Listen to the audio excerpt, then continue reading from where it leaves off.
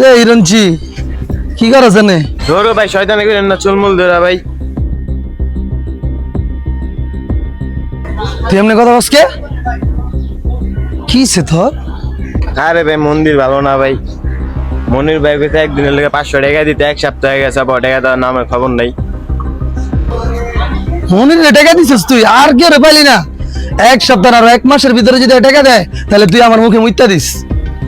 বেশি চুল পাকনামি কর। হ্যাঁ ঠিকই আছে ঠিকই আছে, খাও তোরা।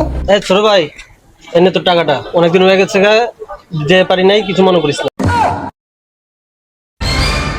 ভাই তাহলে কামটা কইলে ইলে, নাইলে তো ব্যাধি হয়ে যাবো গা।